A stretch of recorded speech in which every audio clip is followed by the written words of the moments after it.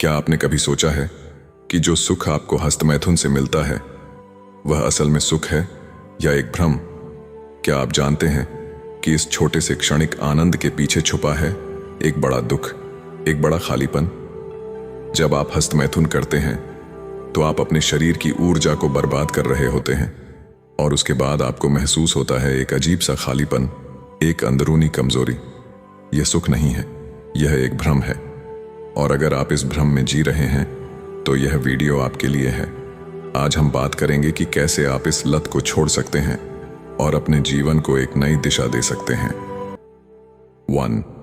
अपने शरीर की ऊर्जा को पहचानें। हर इंसान के शरीर में एक अद्भुत ऊर्जा होती है।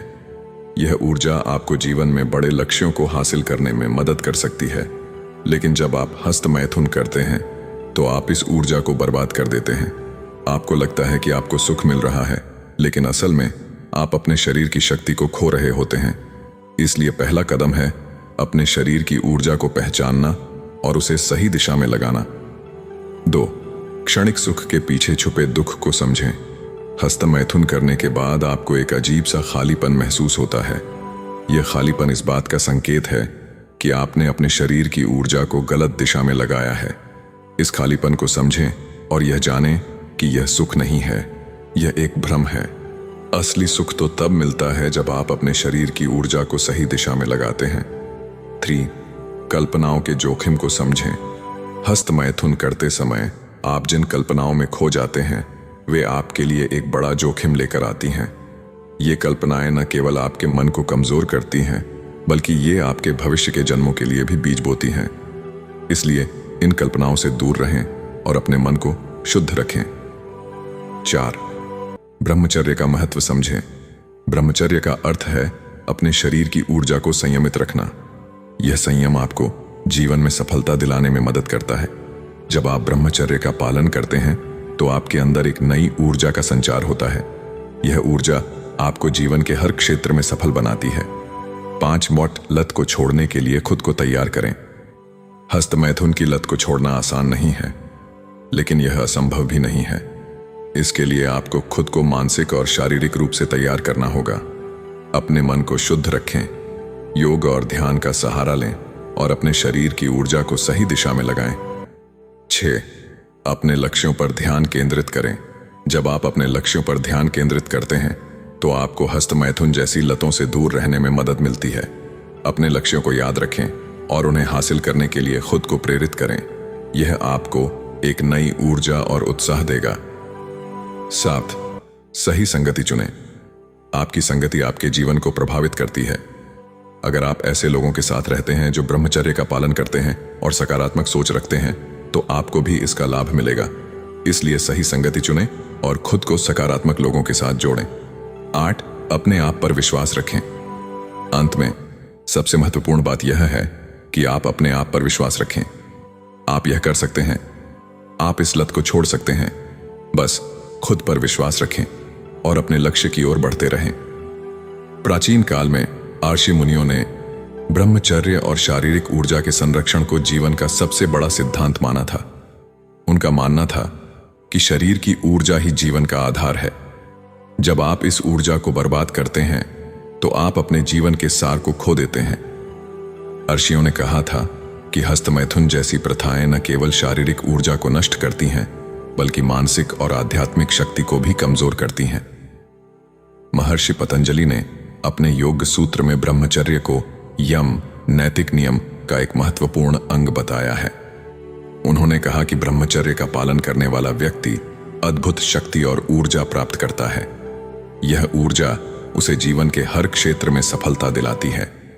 हस्तमैथुन इस ऊर्जा को नष्ट करने का एक माध्यम है और इससे दूर रहना ही जीवन का सही मार्ग है।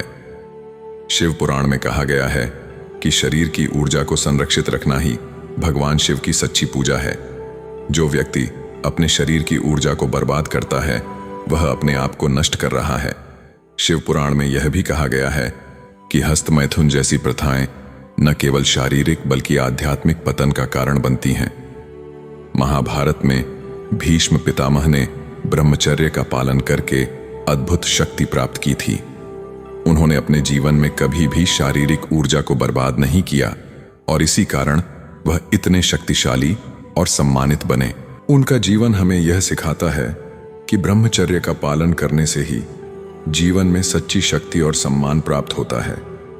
स्वामी विवेकानंद ने भी ब्रह्मचर्य को जीवन का सबसे बड़ा सिद्धांत बताया है।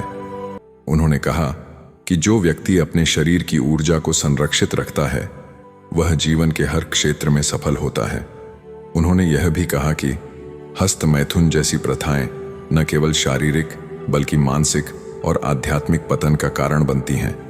चाणक्य ने अपने नीति शास्त्र में कहा है कि जो व्यक्ति अपने शरीर की ऊर्जा को बर्बाद करता है वह कभी भी जीवन में सफल नहीं हो सकता।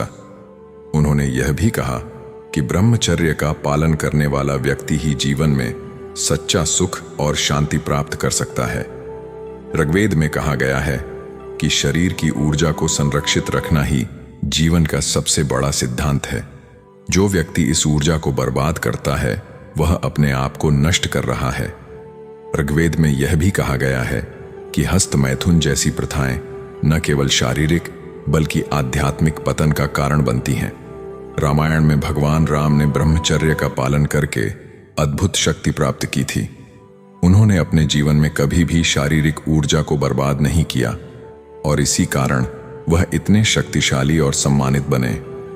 उनका जीवन हमें यह सिखाता है कि ब्रह्मचर्य का पालन करने से ही जीवन में सच्ची शक्ति और सम्मान प्राप्त होता है।